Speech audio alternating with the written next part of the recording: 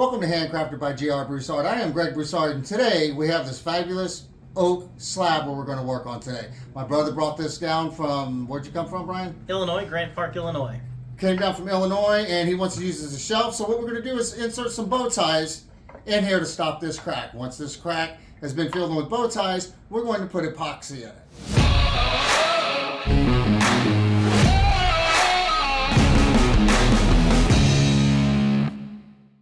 The way that I make these bow ties is really super simple. You just get whatever width of wood that you want, however thick that you want it, and I will find what half of the length of it, and I'll get half of that. And this is 5 inches. I cut this on 5 inches on purpose, and then I will mark half of that, which is 2.5 inches, or you could use millimeters too. And I'll just use my square and I'll mark it all the way around. And you don't have to use a razor. You know how you do the same thing but use a razor for it. This is accurate enough. I mean, it'll be accurate. I'll show you when we cut it. And right, if I can get it lined up. Okay, so that's half of the bow tie. Let's go ahead and cut some of these bow ties. So all I did is just make a little bow tie jig, and it needs to be repaired. It's been used a lot. So this is the way this thing works. I have two of these guides, and they're both cut at 9 degrees. One is obviously longer than the other one, right? I'll show you the reason why. So this is the way this works. This one is 4 inches long, this block. It can be any width or length that you want. This is, I don't know how wide it is, but it's 4 inches long. So that you can see that this will fit completely inside this jig. I mean, the whole thing will fit in there. So when I cut this, I'm gonna stop at my line. I'm gonna cut it right up into the line. We're gonna get our 4-inch block, put it in our 9-degree angle jig, and we're going to cut to the line. This is 5 inches, and if you notice, the 5-inch will stick past. It's larger than that, so we need to use a larger jig. I'll show you what happens if you cut it using this smaller angle, this 9-degree angle. So I'm just going to simply put it in my jig, and when I line my blade up on this, I'm just going to this side of the corner so I don't start at the corner. And I'm just going to take it to my line. Now, once this is in here, I'm not going to move this 9-degree piece. If I move it, then my angle's going to be off. It's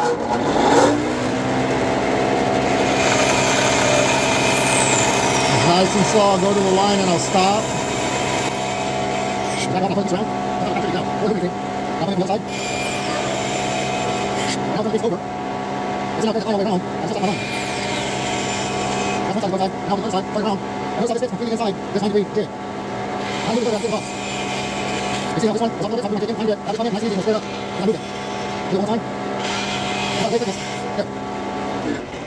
This is a 4-inch bow tie, and we'll clean this up with a chisel. And then this one was cut on this bigger bow tie. 5 inches cut on this. If you notice, it hangs over the side.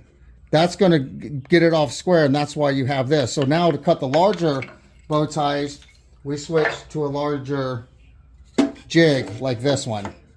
Okay, so now we want to cut our 5-inch one. We'll put this in here, and then now we have a full, good, nice surface to cut our 5-inch. It doesn't matter what size, it's just that's what it happens to be.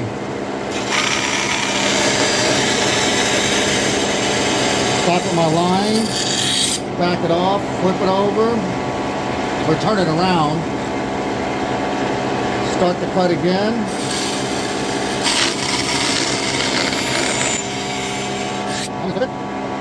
This is what you need. Turn around, the other side. And notice how the end is just square. That's why we have to use the jig on this side. Push it up, then line up. Left side, I'm going to move this side jig over a little bit. Try and get the side cut.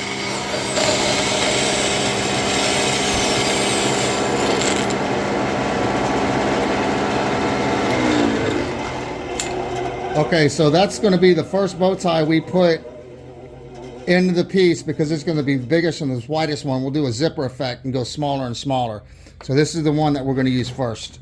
So that's how we make the bow ties.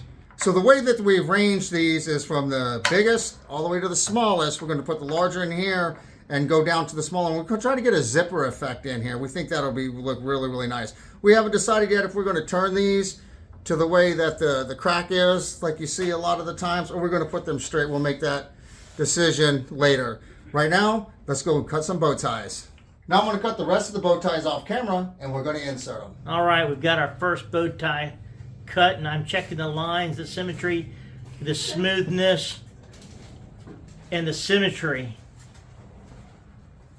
That's a grade 10 bow tie. Now we have the bow ties spread out like we want them and where they go. So we're just going to come through and mark each one in the orientation where we're going to put it. So because once we cut these, we can't flip it or have it upside down because it won't fit. It's got to fit in exactly how we did it. So we just mark the tops, and then now we know once we razor blade it, we can put it exactly the back the way it was. And then let's go ahead and do our first one. The way that I stick these down is with carpet tape, double sticky carpet tape, and I just cut little strips off. And I've already done this one time, but I messed it up, so I'm doing it again. So another good thing that you need to do is kind of clean off the wood that you're going to stick it to, because there's a lot of sawdust and whatnot on there, and just kind of make it a little bit easier for the tape to stick to. And this is just denatured alcohol. I'm just cleaning it up. It dries really super fast. And we'll get the tape and we'll put it on the bottom side of our bow tie.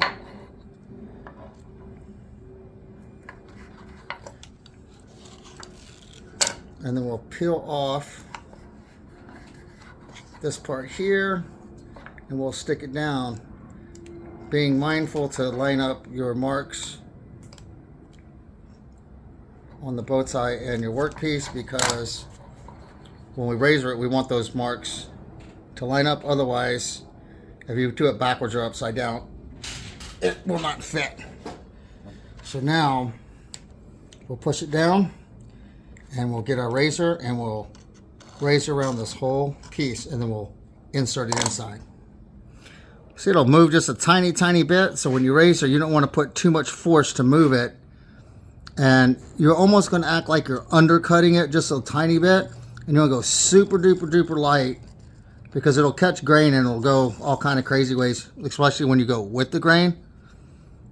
So I'm just going to do really light passes and slowly give a little bit more pressure as the razor makes that little cut across the fibers. And I'll start getting a lot more pressure on it. So I'm confident that my razor will not go off to the side.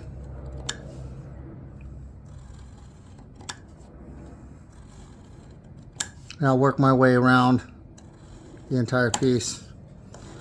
Now, since we're sitting here, we'll do this side. This isn't super important because the razor will want to go with the grain. So I'm referencing against the side of the bow tie, very lightly cutting the grain. Is super duper light, so it doesn't go off to the side. The razor will move off, and I'll slowly apply pressure. You can see the line start to develop. Now I got a pretty good pressure. I'm pretty confident it should go off to the side if I don't move my blade. And I'll work my way around this bow tie with the razor, and we'll take it off and we'll see what it looks like. Okay, we got all the way around it. We'll just twist it off, and this is what we got. There we go. So now we're going to take out this material. I'm going to show you how to do that. I cut this bow tie down just a tiny bit thinner because it was a little bit too big. I set up my router. It's ready to go. I'm going to take this off and you can watch it move a little bit. We'll put that back on when we insert this bow tie.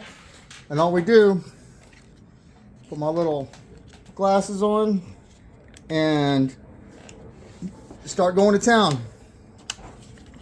Gotta plug it in first.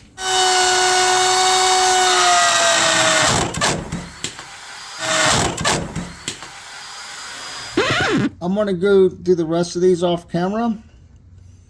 And the same process with all of these, except for this one, I'm not going to mess it up.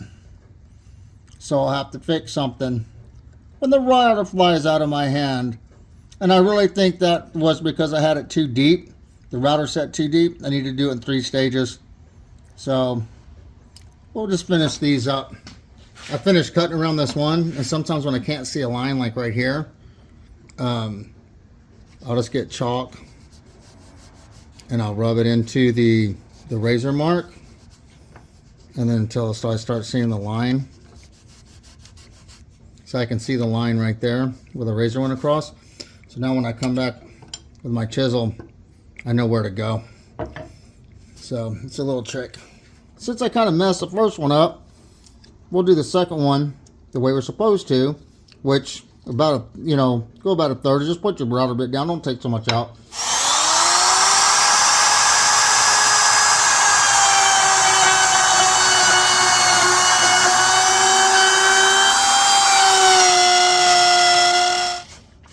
So what I do is I go down the middle first. So when I come back to go on my line, I don't have so much material to remove. So I'll go a little bit around it, and then I'll come up close to my line where I can chisel it.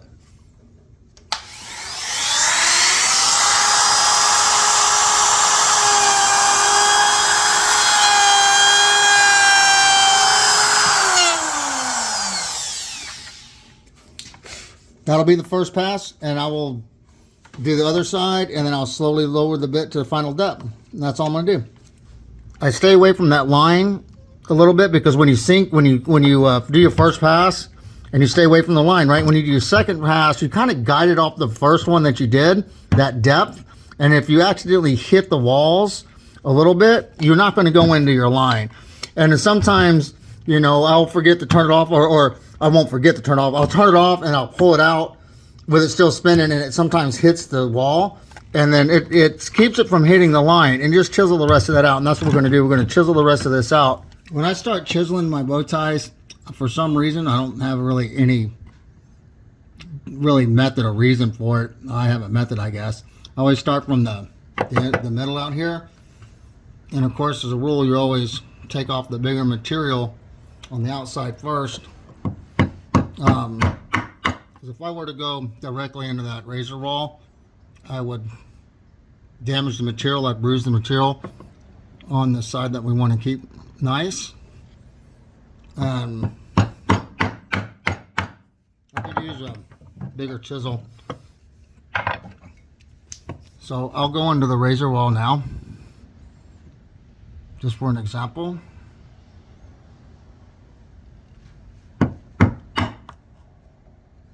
And we'll come out just a little bit. See, it slipped into my razor wall. Actually, it slipped out of my razor wall. It slipped into it, I'm sorry. So I'm going to go right into it. How did I just mess that up? See? There we go. I'm just going to establish my line. Now, I'll come with a smaller one. For some reason, I bounced out of my line and I almost messed it up. So I'll take off the bigger material. Since I messed it up first time. There. Now I'll come in and take it out. Just a little.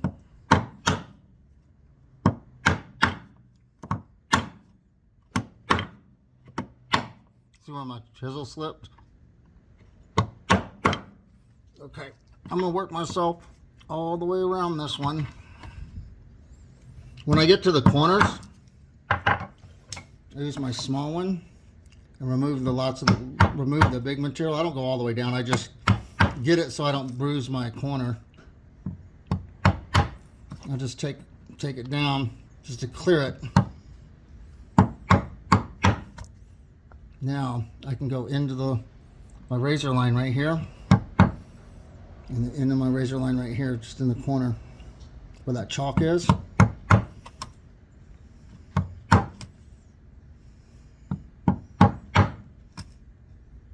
That's the way I do my corners. Once this is clear in the corner right here, if I can get it out, there we go. Now I can go a little bit deeper.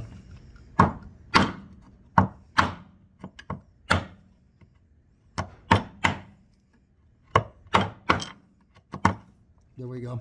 Now work my way all the way around this one. I'm starting to get the depth down on this one. If you think you have a problem holding the chisel square, you can reference it against something that's square and use that. That'll help you keep your chisel straight up and down. And then to undercut, not to undercut it, but to get the stuff in the corner, I do chisel or bevel down, and I'll just come in and get those little bitty fuzzies in the corners and clean those out. And you can see where the razor got away from me cutting this one, but in sanding, that's so light, the sanding will take care of that. So this is coming out, and we'll just keep working on this one, and we'll finish this side and we'll move to this side. We got this cut to depth, and it fits in. It's snug, like it's supposed to be. Wow, I get it stuck. If you need to, what you can do, like I did on this one, see how I rounded the edges on the going inside, on the side that you actually insert. If it's a little tight, you can round it so the corners don't catch, and it'll be easier to fit in. And it's just easier to put on, and the corners won't catch on anything in there. And it just kind of makes the bow tie going a little bit simpler, a little bit easier. So I'll probably round the corners on all these as I enter them. As I sink them in, we're not going to sink them in until our cut. So we've got these two done. These are ready to go. And then we've got 3 and 4. That's how he wants them, like that. So there we go. This is going to be really cool. So I've got 2 more. These are done. And what I'm going to do, because the router hit these edges right here and I messed it up, I've got to make this look like it's broken part of the wood. I've already started a little bit. So, because it was really bad where the router hit it and I messed up. So we just have to make that look like it was nature did it. That's what we have to make it look like, because it was human error. Me, I did it. So there we go. That's awesome. It's time to insert these things. So we're going to go ahead and fill it with glue and get them going.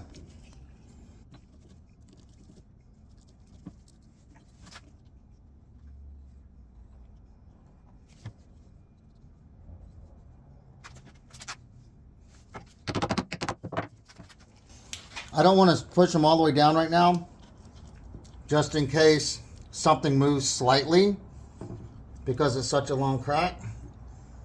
So we'll start them, and then we'll hammer them all down at the same time.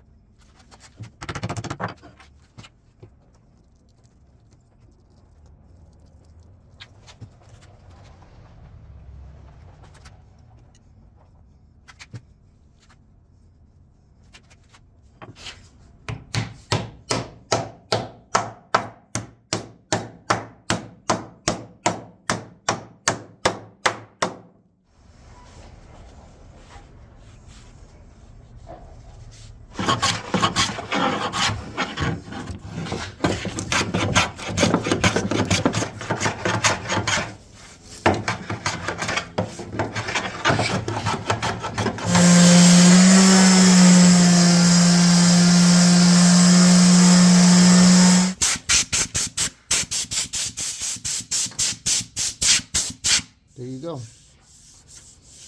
All the bow ties are inserted now. When we finish the bow ties, another project complete. We finished the project. It's a grade 10 bow tie project. Let me tell you, it's a good day when you can bow tie a piece of wood.